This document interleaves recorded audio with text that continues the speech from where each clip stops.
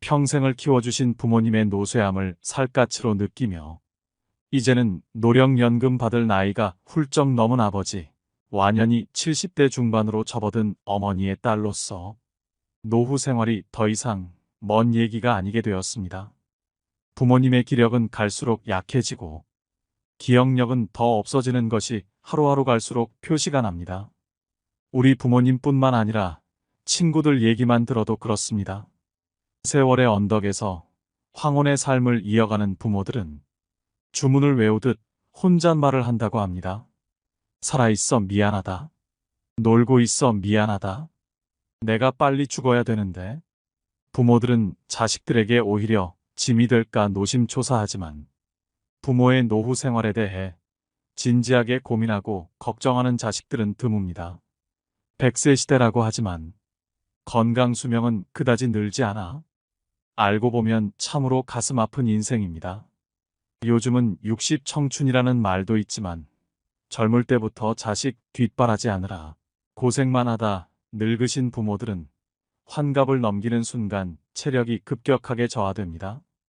평생 일만 하다 평안한 노후를 보낼 때쯤엔 이미 늙고 병들어 안 아픈 곳이 없고 병원을 내 집처럼 드나들어야 합니다.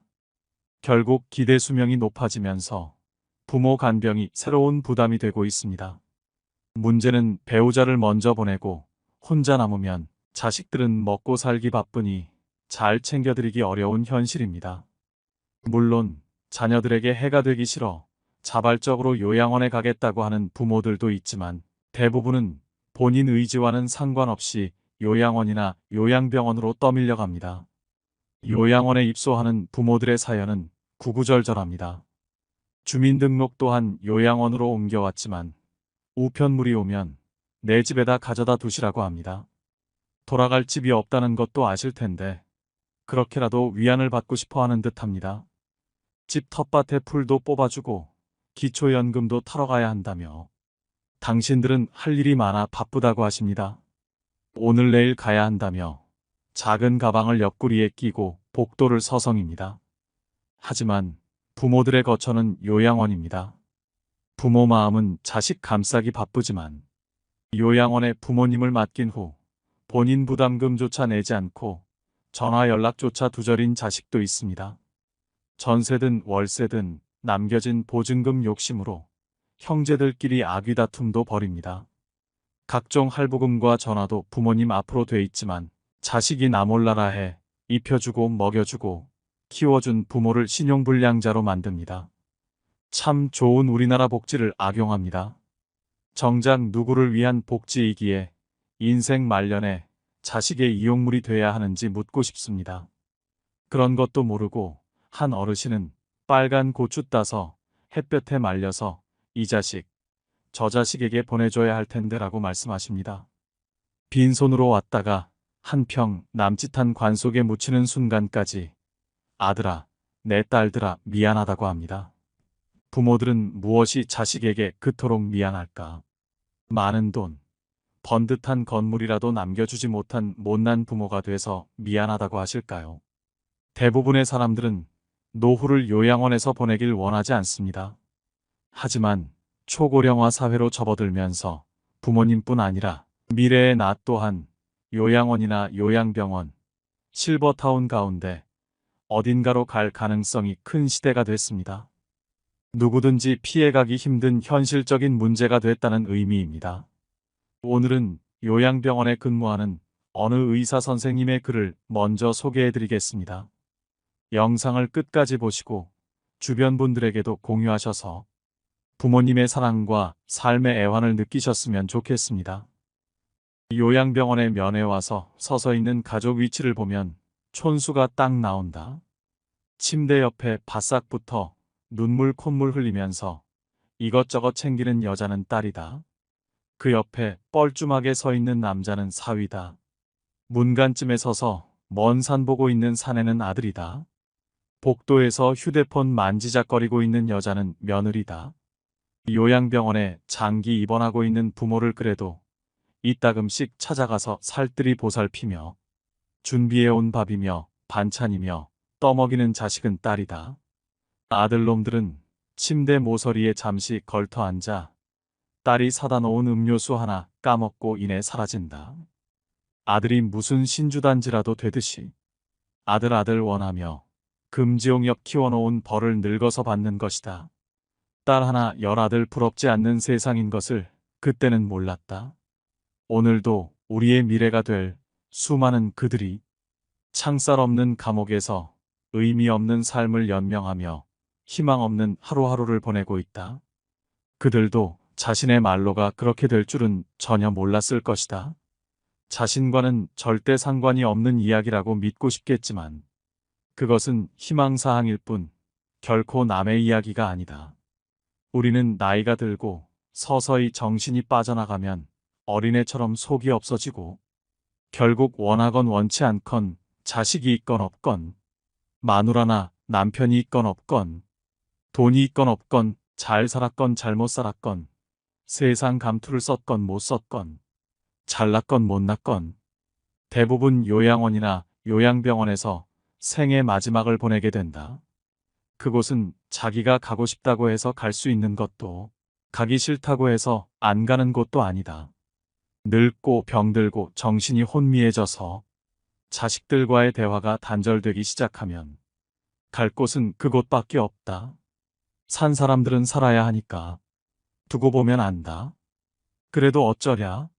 내 정신 가지고 사는 동안에라도 맛있는 거 먹고 가고 싶은 곳 가보고 보고 싶은 것 보고 하고 싶은 것 하면서 즐겁고 재미있게 살아야지. 기적 같은 세상을 헛되이 보낼 수는 없지 않겠는가. 부모님의 슬픈 얼굴을 자세히 들여다보는 자식들이 얼마나 될까요? 물론 현실적인 어려움 때문에 어쩔 수 없어서 애써 외면하고 모른 척하며 가슴이 무너지는 경우도 많을 것입니다. 눈을 마주치지 못하는 자식들 앞에서 부모님은 슬픔을 드러내지 않으려 애쓰고 굳은 얼굴에 미소를 짓게 하려고 노력합니다. 자신은 걱정하지 말고 잘 살아라는 부모님의 말씀 한마디.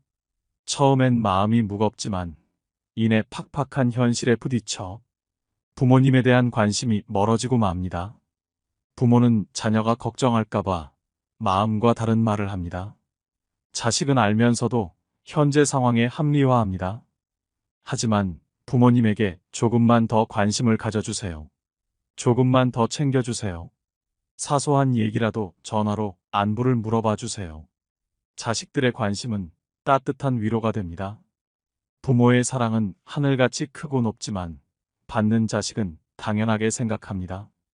부모님이 세상 떠나기 전 미련 없이 가시게 하는 것도 인생 후회하지 않는 자식의 도리가 아닐까요?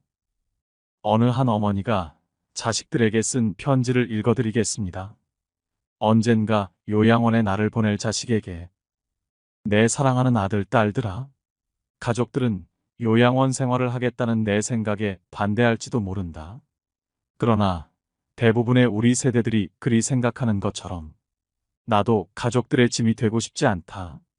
그렇게 해야 내 마음이 편할 것 같다.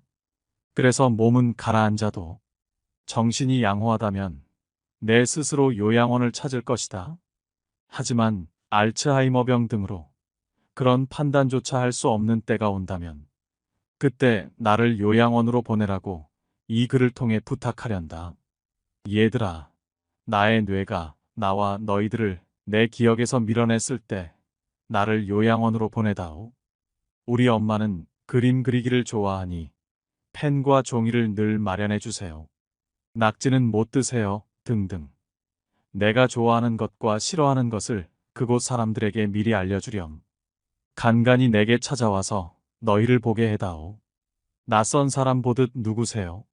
하더라도 내 마음속 깊은 어딘가에서 너희를 알아보고 기뻐할지 몰라. 행복했던 시절 이야기를 들려주거나 사진을 보여주렴. 비록 내가 먼 곳으로 눈을 돌린다 해도 내 영혼 어딘가에서 알아보고 즐거워할지 누가 아니. 언젠가 우리가 늙어 약하고 지저분해지거든. 인내를 가지고 우리를 이해해다오.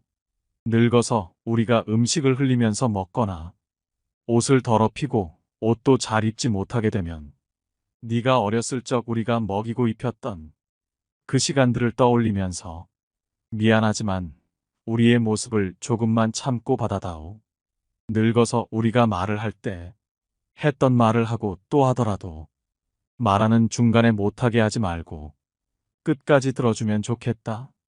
네가 어렸을 때 좋아하고 듣고 싶어 했던 이야기를 네가 잠이 들 때까지 셀 수 없이 되풀이하면서 들려주지 않았니?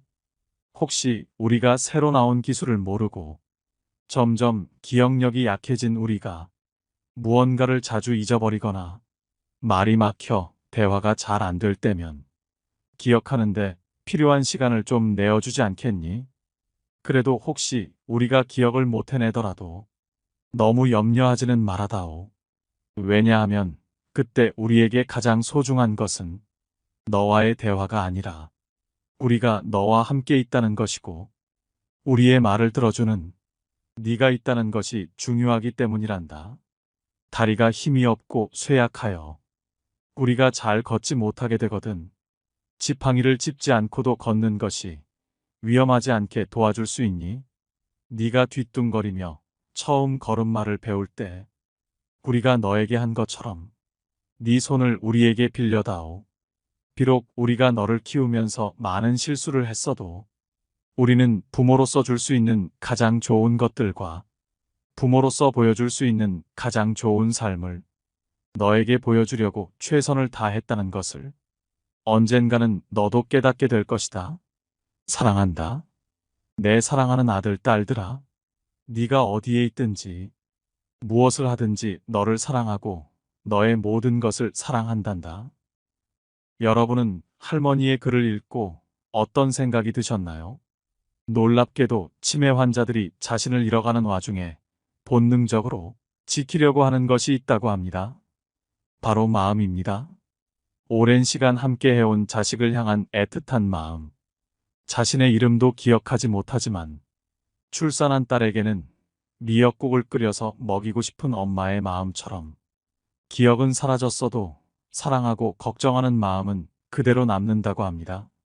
마음 한편에 존재하고는 있지만 딸 아들 내외가 나를 보러 안 오지 않을까, 나를 영영 잊는 건 아닐까 하고 존재하지 않는 사람이 돼버릴 것에 대한 두려움을 가진 채로 살아갑니다. 실제로 요양원에 들어오는 순간 바깥 세상과 단절된다고 합니다. 자주 오겠다는 자식들은 연락조차 없고 하루 종일 창문만 바라보며 자식들만 기다립니다. 요양원에 근무하는 친구의 말로는 애타게 기다리는 어르신들 자녀에게 간호사들이 부모님들이 많이 찾으신다고 전화라도 하면 부모가 죽으면 연락하라는 말만 남기는 사람도 있다고 합니다. 또 어르신들은 약한 치아 때문에 떡이나 포도 같은 과일은 질식사의 위험이 있어 자녀분들에게 간식류를 극히 제한한다고 합니다. 그럼에도 불구하고 우리 부모님은 그런 거 상관없이 잘 드신다며 제한한 간식을 기어코 보낸다고도 합니다. 그 이야기를 들으면서도 이게 정말인가 하고 제 귀를 의심했습니다. 조금 더 부모를 들여다보고 조금만 눈을 돌려서 인간다운 모습을 잃어가는 와중에도 부단히 살아내기 위해 노력하는 부모들이 있음을 알아줘야 합니다. 다음 소개해드릴 글은 우리의 아버지에 대한 애환이 담긴 글입니다. 아버지는 울 장소가 없어 슬픈 사람입니다. 아버지란 누구인가? 아버지란 기분이 좋을 때 헛기침을 하고 겁날 때 너털 웃음을 웃는 사람이다. 아버지란 자기가 기대한 만큼 아들, 딸의 학교 성적이 좋지 않을 때 괜찮아, 괜찮아 하면서도 속으로는 몹시 화가 나는 사람이다. 아버지의 마음은 먹지를 한 유리로 되어 있다. 그래서 잘 깨지기도 하면서 속은 잘 보이지 않는다. 아버지란 울 장소가 없어서 슬픈 사람이다. 아버지가 아침 식탁에서 급하게 일어나서 가는 곳은 즐거운 일만 기다리고 있는 것은 아니다. 아버지는 머리가 3개 달린 용과 싸우러 나간다. 그것은 피로와 일과 직장 상사에게 받는 스트레스다. 아버지란 내가 아버지 노릇을 하고 있나? 내가 정말 아버지다운가?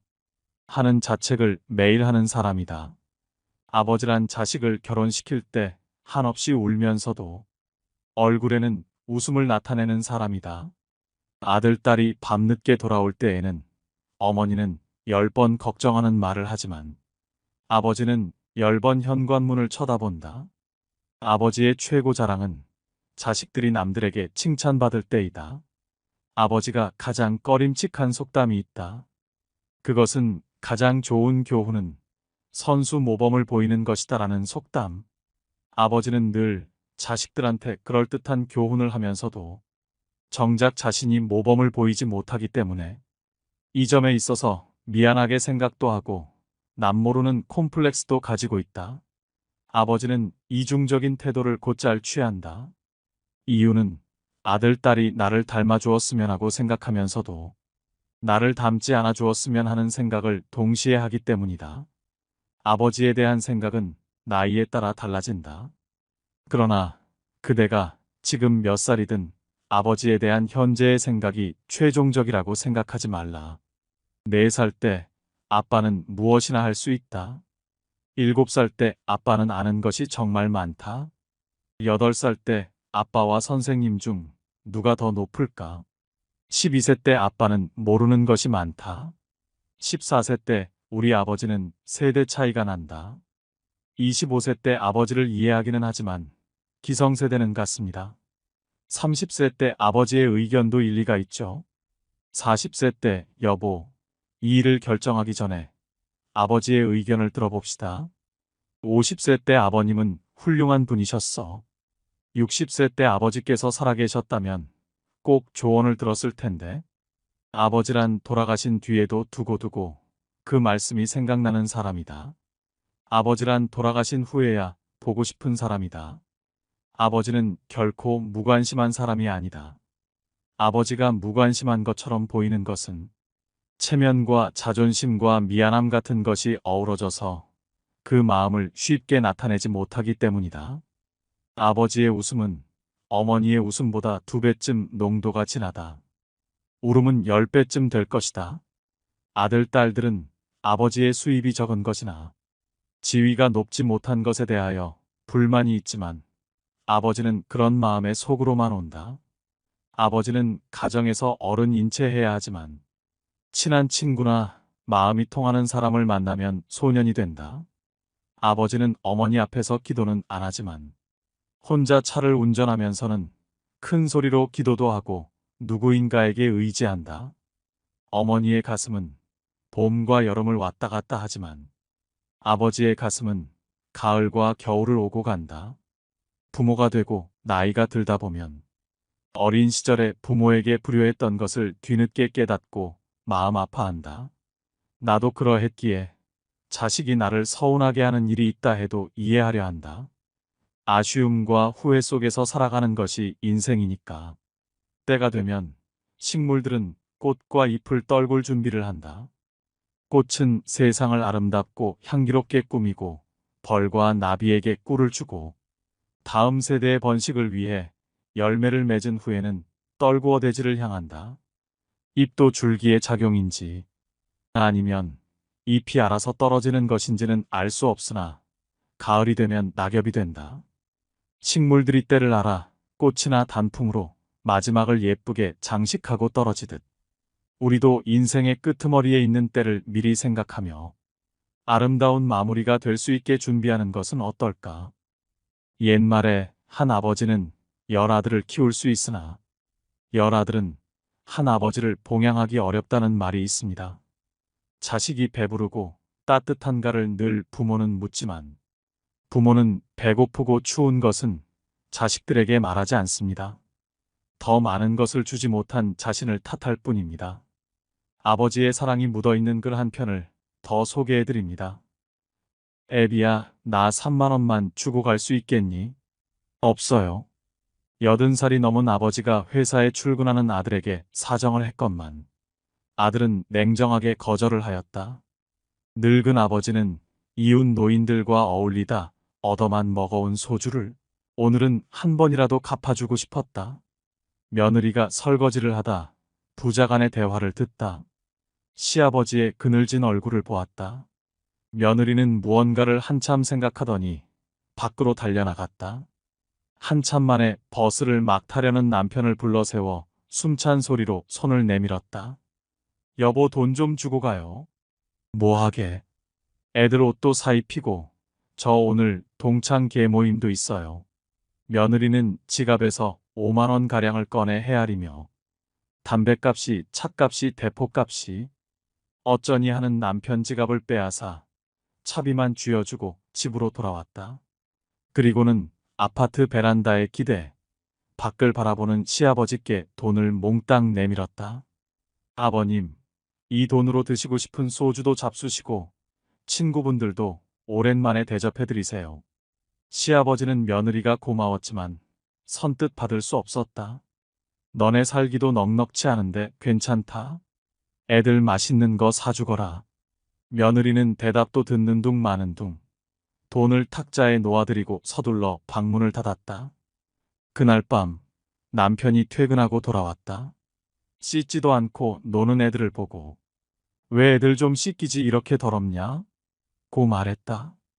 그 이튿날도 또 그 다음 날도 애들 꼴은 더러워져 가고 있었다. 새까만 손등이며 며칠 전까지만 해도 반들해하던 애들이 거짓꼴로 변해갔다. 남편은 화를 벌컥 내어 고함을 쳤다. 여편 내가 하루 종일 뭐 하길래 애들 꼴을 저렇게 만들어놔. 남편의 화난 소리를 듣고 있던 아내가 눈에 핏줄기가 서서는 화를 내며 남편에게 소리를 질렀다. 저 애들을 곱게 키워봐야 뭐해요? 당신이 아버지께 돈 3만 원도 냉정하게 거절하는데 우리 애들도 우리가 늙어서 3만 원 달래면 안 줄 거 아니에요? 그런데 뭐 때문에 애들을 사랑으로 키우라고 해요? 아내의 말에 남편은 말을 잇지 못했다. 한참 후 멍하니 서 있던 아들은 최면에서 풀린 듯 늙은 아버지의 방문을 조심스레 열었다. 늙은 아버지는 아들의 무정함을 잊은 채 안쓰러운 표정으로 어서 오거라. 회사 일이 힘들었을 텐데 고생했구나. 환절기라 감기 조심해야 한다. 아버지는 무정한 아들을 걱정하는 것이다. 어린 시절 아버지의 추억이 주마등처럼 스쳐 지나갔다. 아들 눈에는 눈물이 고였다. 노년 빈곤이란 말이 있습니다. 노년의 빈곤은 불행한 일이라는 것입니다. 자식이 내미는 손과 부모가 내미는 손은 어떻게 다를까요? 부모는 자식이 내미는 그 손에 자신의 모든 것을 쥐어주면서 애벌레가 성충으로 크도록 애정으로 돌봅니다. 그리고 껍질만 남은 곤충처럼 되어버립니다. 그러면서도 부모는 자식의 손에 더 많은 것을, 더 좋은 것을 주지 못하는 것을 안타까워합니다. 세월이 흘러 부모는 늙고 힘도 없고 이제 부모는 가진 게 없습니다. 너무 늙어버린 것이죠. 그래서 이번에는 몇 푼 용돈을 얻기 위해 자식에게 손을 내밉니다. 그러나 자식은 부모 마음 같지가 않습니다. 부모의 내미는 손이 보기가 싫은 것이죠. 그에게 부담이 되는 것입니다. 자식이 내미는 손에 부모는 섬으로 주었건만 자식은 부모에게 호불호 주는 것마저 부담스럽게 느낍니다. 치매에 걸린 부모님을 모시는 문제로 고심하고 있는 분의 사연을 들려드리겠습니다. 언제나 제 유년 시절 기억 속에 포근하고 유쾌한 모습으로 남아있는 어머니.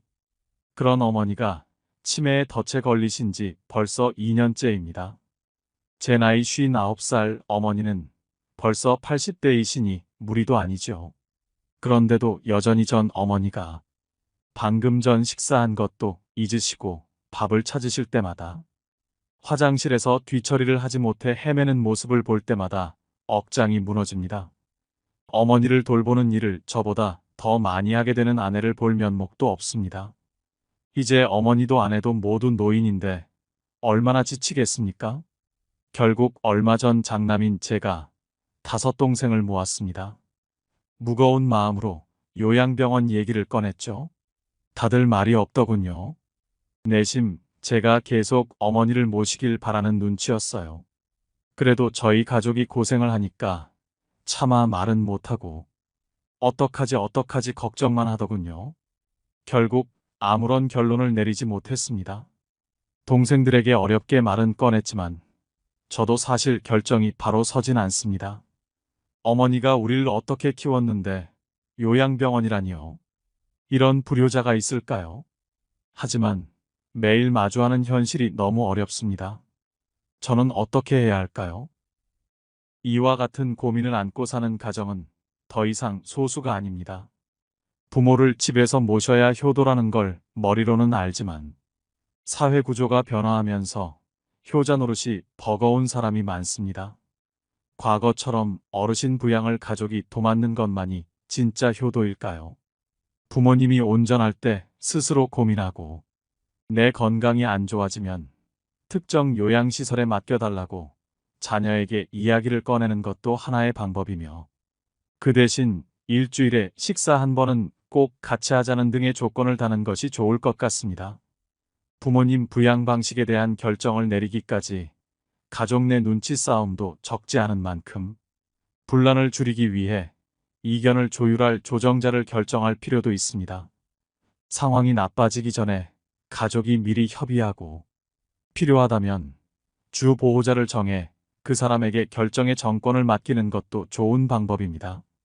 어쩔 수 없이 요양원이나 요양병원에 장기 입원하고 있는 부모님은 가족에 대한 그리움과 고독이 가득하실 것입니다.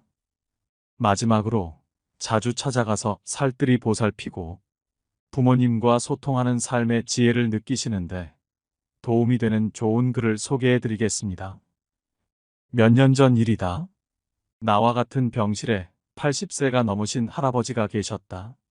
할아버지의 병은 깊었다. 할머니는 성경을 읽으며 지극정성으로 할아버지 곁을 지켰다. 아침 저녁으로 할아버지 가족들이 병실을 다녀갔다. 네 아버지 이번엔 못 일어나신다. 이젠 화장실 걸음도 못 하신다. 조금 전에도 의사가 호스로 오줌 빼주고 갔다. 할머니는 눈물을 글썽이며 아들에게 말했다. 아들은 아무 말이 없었다. 그날 저녁 할아버지 막내딸이 병실로 찾아왔다. 지방에서 올라온 막내딸은 할아버지 손을 잡고 한참을 울었다. 할아버지는 말이 없었다. 막내딸은 3일 동안 할머니와 함께 병실에서 잠을 잤다. 아빠, 나 이제 가봐야 하거든. 아빠하고 같이 있고 싶은데 그럴 수가 없어. 김서방 출근도 시켜야 하고 아이들 학교도 보내야 해. 그녀는 울먹이며 늙으신 아버지 가슴에 얼굴을 묻었다. 아빠 옛날 일 기억나? 아빠하고 나하고 매일 들길을 걸어서 학교 갔었잖아. 여름 장마 때면 아이들은 잔뜩 부른 개울물 앞에서 늘 아빠를 기다렸어. 감자처럼 작은 아이들을 한 명씩 한 명씩 가슴에 안아 개울물을 건너주었지. 아빠는 사랑이 많은 선생님이었으니까 아빠가 학교에서 숙직하던 날 기억나지? 엄마가 싸준 도시락을 들고 내가 눈밭을 걸어서 아빠에게 갔던 날. 내 발바닥 꽁꽁 얼었다고 아빠가 따뜻한 품 안으로 내 발을 집어넣었잖아. 얼마나 차가웠을까. 막내딸은 울음을 삼키며 할아버지 가슴에 다시 얼굴을 묻었다. 딸의 울음소리에도 할아버지는 말이 없었다. 아빠, 나 이제 가야 돼. 꼭 다시 일어나야 돼. 아빠, 꼭. 옆자리에 서 있던 할머니가 막내딸의 손을 끌었다. 어여 가거라 어여. 네 아버지 다 알아들으셨을 게다. 할머니는 막내딸을 데리고 병실 밖으로 나갔다. 잠시 후 할머니는 눈물을 닦으며 병실 안으로 들어왔다. 조금 전에 나간 아이가 우리 막내딸이라오. 아버지 사랑을 많이 받고 자랐지요. 응석바지로 자라 지금도 아빠 아빠 하잖아요. 이제 지 아버지 눈이나 감으면 와야지. 뭐 아버지를 끔찍히 좋아했는데 아버지 얼굴을 마지막 본다고 생각하니 얼마나 슬펐을까. 바로 그때 할아버지 목소리가 들려왔다. 임자, 임자. 할아버지는 가쁜 숨을 몰아쉬며 일으켜달라고 했다. 할머니와 나의 부축을 받으며 할아버지는 한 걸음 한 걸음 창가 쪽으로 걸어갔다. 할아버지는 힘겨운 숨을 거르며 창밖을 살폈다. 창문 밖 멀지 않는 곳에 정문 쪽으로 걸어가는 막내딸의 뒷모습이 보였다. 할아버지는 오른팔을 들었다. 딸의 뒷모습을 어루만지듯 할아버지는 유리창을 쓰다듬었다. 딸을 향해 마지막 인사를 하는 할아버지의 눈가로 눈물이 가만가만 흘러내렸다. 오늘의 영상 어떠셨나요? 요양원, 요양병원에 계신 부모님께 안부전화 한 통화 드릴 수 있는 하루가 되었으면 좋겠습니다. 오늘도 노후의 지혜와 함께 해주셔서 감사드립니다. 황금빛으로 무르익어가는 여러분의 지혜로운 인생을 언제나 응원합니다. 중년의 나이가 되어보니 인생이란 게 참 잔인하단 생각이 들었습니다. 젊은 날은 그렇게 모든 걸 하나라도 더 가지라고, 놓치지 말라고, 악착같이 살라고 내 부모님의 등을 떠밀더니 이제는 늙어선 자신이 부여잡은 모든 걸, 그게 목숨보다 귀한 자식이라 해도 결국 다 놓고 가라고, 미련도 기대도 다 놓고 훌훌 가라고 등을 떠밀고 있으니 인생은 그들에게 얼마나 잔인한가요? 게다가 인생은 언제 끝날지 그 끝을 알려주지도 않습니다. 흔히 사랑은 내리사랑이라고 합니다. 부모가 자식을 더 많이 사랑한다는 말이죠. 우리 자식들은 착각을 하며 삽니다. 당신들을 덜 사랑한 것이 아니라 당신들이 영원히 아니 아주 오래 우리 곁에 있어줄 거라는 어리석은 착각 말이죠. 오늘은 요양원 입소 전날 밤, 한 어머니가 자식에게 눈물로 쓴 편지를 통해 노후의 삶과 소망에 대해 생각해보는 시간을 준비했습니다. 집에 어머니를 모시고 싶었던 아들과 반대하는 며느리, 이런 아들 부부의 싸움을 지켜보면서 고심 끝에 요양원에 들어가기로 결심한 한 어머니의 사연입니다. 슬프지만 부모님의 사랑을 느낄 수 있는 편지를 함께 들어보겠습니다. 영상을 끝까지 시청해 주시고 주변의 소중한 분들에게도 공유하시면 더 많은 분들이 해안을 얻으실 수 있을 것입니다. 요양원 가기 전날 밤, 어머니가 아들에게 남긴 편지. 아들아, 결혼할 때 부모 모시는 여자 택하지 말아라. 너는 엄마랑 살고 싶겠지만 엄마는 이제 너를 벗어나 엄마가 아닌 인간으로 살고 싶단다. 엄마한테 효도하는 며느리를 원하지 말아라. 너의 효도는 네가 잘 사는 걸로 촉하거늘. 네 아내가 엄마 흉을 보거든 너 속상한 거 충분히 이해한다. 그러나 그걸 엄마한테 옮기지 말아라. 엄마도 사람인데 알고 기분 좋겠느냐? 모르는 게 약이란 걸 100번 곱씹고 엄마한테 옮기지 말아라. 아들아, 내 사랑하는 아들아. 나는 널 베고 낳고 키우느라 평생을 바쳤거늘. 널 위해선 당장 죽어도 서운한 게 없겠거늘. 내 아내는 그렇지 않다는 걸 조금은 이해하거라. 너도 내 장모를 위해서 내 엄마만큼 해주진 않잖니. 아들아, 혹시 어미가 가난하고 약해지거든 조금은 보태주거라. 널 위해 평생 바친 엄마이지 않느냐. 그것은 아들의 도리가 아니라 사람의 도리가 아니겠느냐. 독거노인을 위해 봉사하는 사람들도 있는데 어미가 가난하고 약해지는데 자식인 내가 돌보지 않는다면 어미는 얼마나 서럽겠느냐. 널 위해 희생했다 생각하지는 않지만 내가 자식을 잘못 키웠다는 자책이 들지 않겠니? 아들아, 내가 멀리 있다 할지라도 명절이나 애미 생일은 좀 챙겨주면 안 되겠니? 내 생일 여태까지 한 번도 잊은 적 없이 그날 되면 배 아파 낳은 그대로. 그때 그 느낌 그대로 꿈엔들 잊은 적 없는데 너의 아내에게 떠밀지 말고 네가 챙겨주면 안 되겠니? 받고 싶은 욕심이 아니라 잊혀지고 싶지 않은 어미의 욕심이란다. 아들아, 내 아들아, 이름만 불러도 눈물 아릿한 아들아. 내 아내가 이 어미에게 효도하길 바란다면 네가 먼저 너의 장모에게 잘하려무나. 내가 고른 아내 너의 고마움을 알고 내게도 잘하지 않겠니? 난 내 아들의 안목을 믿는다. 딸랑이 흔들면 까르르 웃던 내 아들아. 가슴에 속속들이 스며드는 내 아들아. 그런데 네 여동생 그 애도 언젠가 시집 가겠지.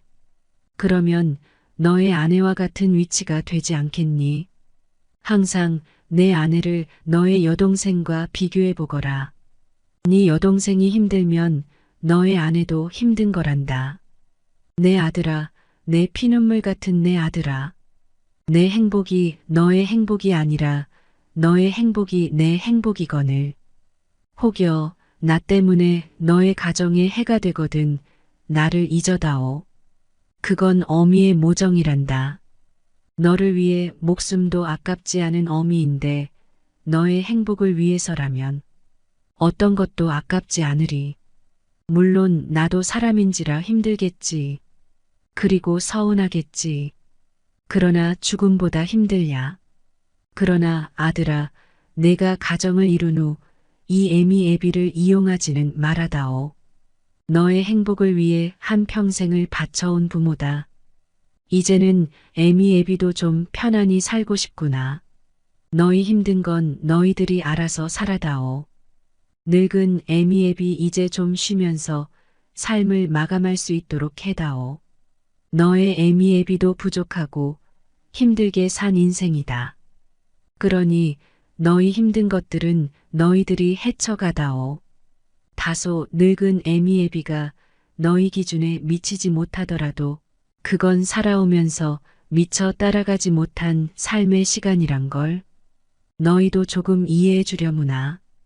우리도 여태 너희를 이해하기 위해 노력하지 않았니? 너희도 우리를 조금만이라도 이해하기 위해 노력해다오.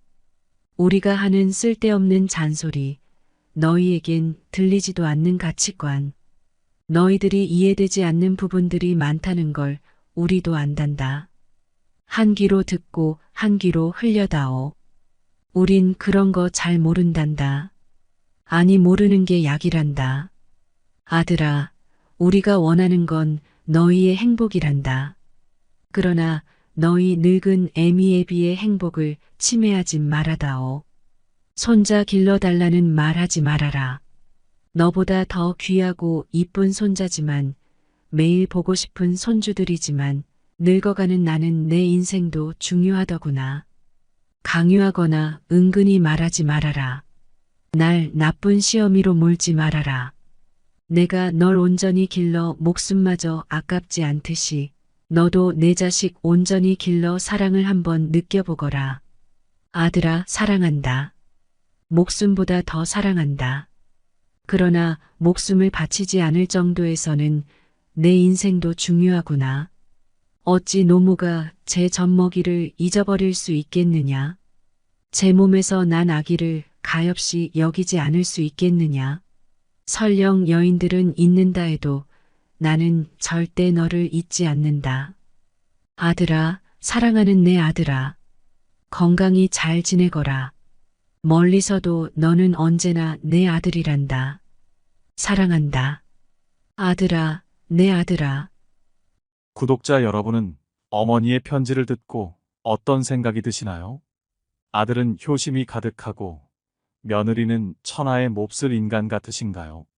평소 시어머니와 며느리 사이는 딱히 나쁘거나 그렇지도 않았다고 합니다. 며느리는 명절이나 집안에 대소사가 있을 때 며느리로서 제할 도리를 다하고 평소 어머니는 너희만 잘 살면 되었다고 크게 아들 내외에게 간섭하지 않고 평범하게 그렇게 잘 지내왔다고 합니다. 어머니를 요양원에 모셔야 된다는 이야기가 나오기 전만 해도 며느리는 좋은 시어머니 만나서 이만하면 마음 편하게 지낸다는 얘기를 친구들과 남편과도 종종 했다고 합니다. 그렇게 자식 낳고 소소한 행복을 누리며 살다가 어머니가 점점 노쇠해지기 시작하면서 문제가 생겼습니다. 그때부터 별 문제 없이 잘 지내던 부부에게 갈등이 생기고 부부싸움이 잦아지게 되었습니다. 남편은 자식된 입장에서 아내가 어머니를 평소보다 더 자주 들여다봐 주기를 원했고 며느리는 직장 생활에다 아이들까지 챙겨야 하는 상황에서 힘들 수밖에 없었습니다. 며느리는 그래도 자식된 도리로서 할 수 있는 선에서 최선을 다해 틈틈이 시어머니를 찾아뵈었다고 합니다. 그러다 아내가 일을 그만두게 되었는데 그 시기에 어머니의 병환이 점점 심해지면서 부부 사이의 갈등도 더욱 악화되기 시작했습니다. 아내는 당연히 어머니를 요양원으로 모실 생각을 하고 요양원 이곳저곳을 알아보고 있었습니다. 아내의 말을 듣던 남편은 무슨 말도 안 되는 소리냐고 화를 내며 우리가 집에서 모시자고 말했습니다. 이제 직장도 그만두었는데 당연히 집에서 모셔야 하는 것 아니냐고 했습니다.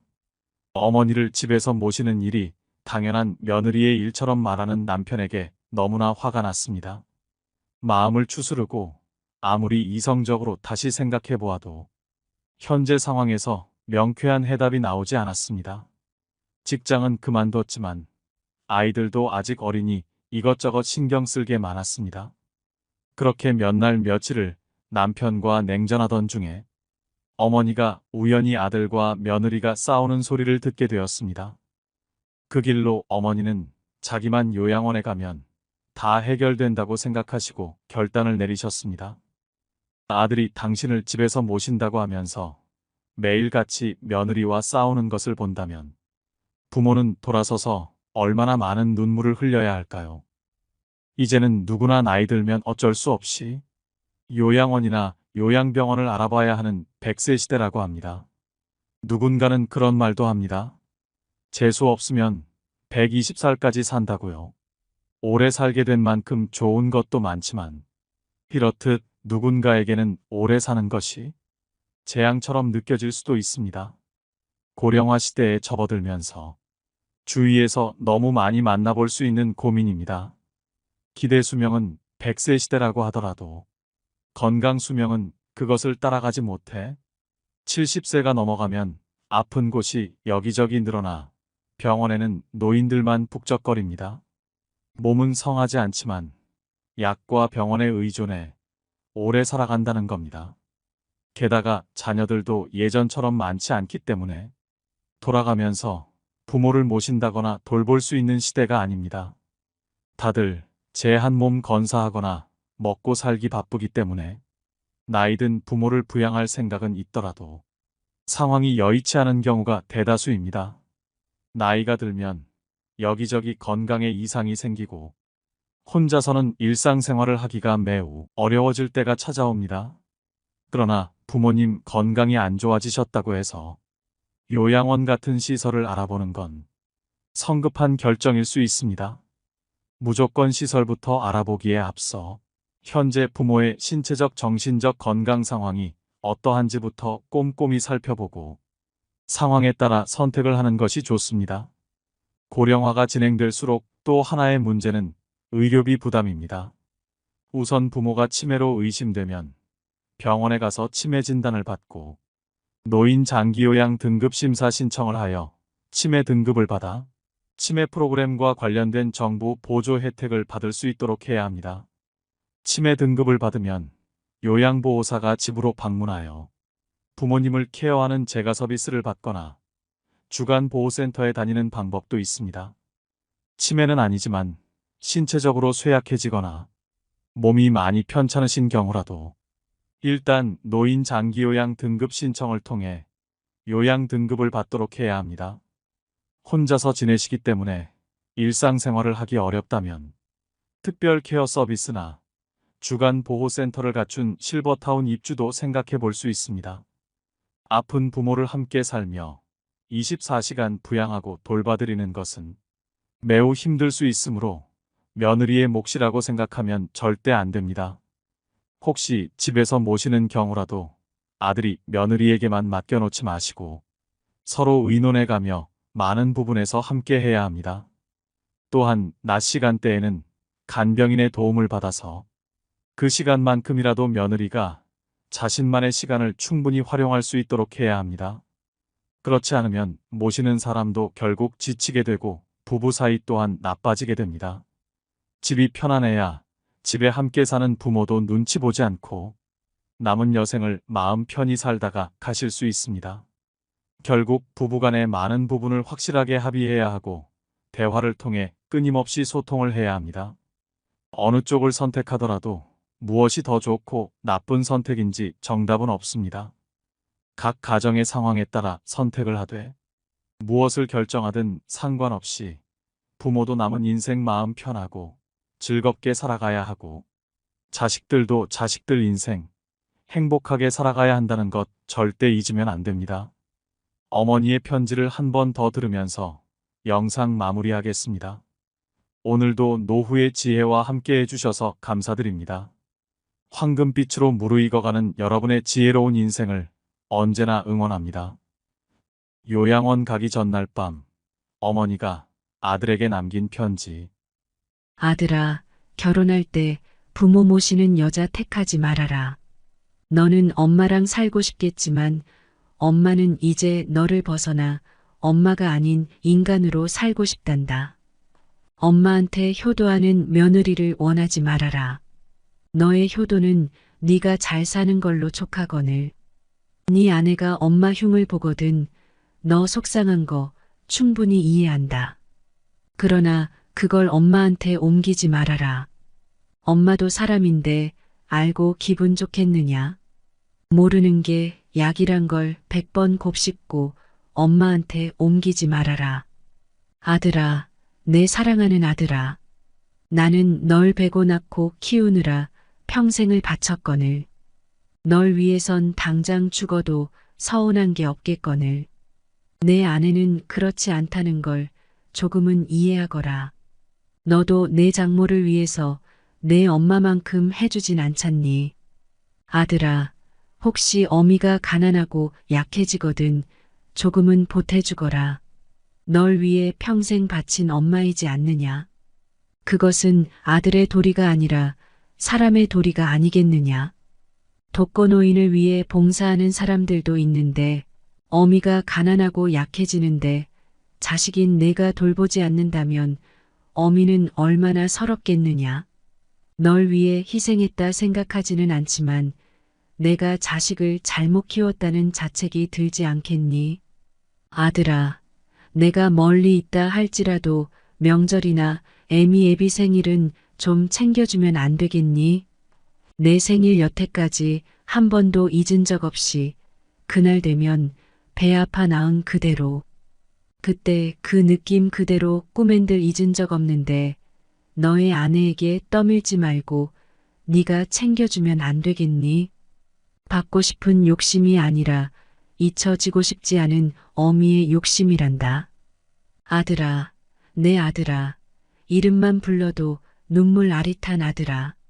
내 아내가 이 어미에게 효도하길 바란다면 네가 먼저 너의 장모에게 잘하려무나. 내가 고른 아내 너의 고마움을 알고 내게도 잘하지 않겠니? 난 내 아들의 안목을 믿는다. 딸랑이 흔들면 까르르 웃던 내 아들아. 가슴에 속속들이 스며드는 내 아들아. 그런데 네 여동생 그 애도 언젠가 시집가겠지. 그러면 너의 아내와 같은 위치가 되지 않겠니? 항상 내 아내를 너의 여동생과 비교해 보거라. 네 여동생이 힘들면 너의 아내도 힘든 거란다. 내 아들아, 내 피눈물 같은 내 아들아. 내 행복이 너의 행복이 아니라 너의 행복이 내 행복이거늘. 혹여 나 때문에 너의 가정에 해가 되거든 나를 잊어다오. 그건 어미의 모정이란다. 너를 위해 목숨도 아깝지 않은 어미인데 너의 행복을 위해서라면 어떤 것도 아깝지 않으리. 물론 나도 사람인지라 힘들겠지. 그리고 서운하겠지. 그러나 죽음보다 힘들야.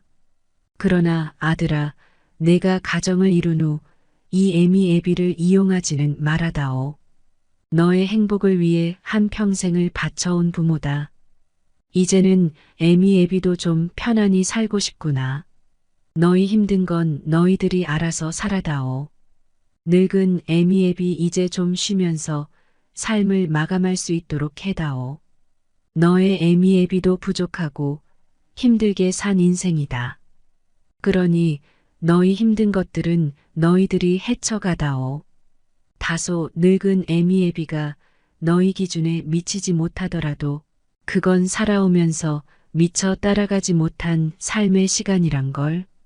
너희도 조금 이해해 주려무나. 우리도 여태 너희를 이해하기 위해 노력하지 않았니? 너희도 우리를 조금만이라도 이해하기 위해 노력해다오. 우리가 하는 쓸데없는 잔소리, 너희에겐 들리지도 않는 가치관, 너희들이 이해되지 않는 부분들이 많다는 걸 우리도 안단다. 한 귀로 듣고 한 귀로 흘려다오. 우린 그런 거 잘 모른단다. 아니 모르는 게 약이란다. 아들아, 우리가 원하는 건 너희의 행복이란다. 그러나 너희 늙은 애미애비의 행복을 침해하지 말아다오. 손자 길러달라는 말하지 말아라. 너보다 더 귀하고 이쁜 손자지만 매일 보고 싶은 손주들이지만 늙어가는 나는 내 인생도 중요하더구나. 강요하거나 은근히 말하지 말아라. 날 나쁜 시어미로 몰지 말아라. 내가 널 온전히 길러 목숨마저 아깝지 않듯이 너도 내 자식 온전히 길러 사랑을 한번 느껴보거라. 아들아, 사랑한다. 목숨보다 더 사랑한다. 그러나 목숨을 바치지 않을 정도에서는 내 인생도 중요하구나. 어찌 노모가 제 젖먹이를 잊어버릴 수 있겠느냐? 제 몸에서 난 아기를 가엾이 여기지 않을 수 있겠느냐? 설령 여인들은 잊는다 해도 나는 절대 너를 잊지 않는다. 아들아, 사랑하는 내 아들아. 건강히 잘 지내거라. 멀리서도 너는 언제나 내 아들이란다. 사랑한다. 아들아, 내 아들아.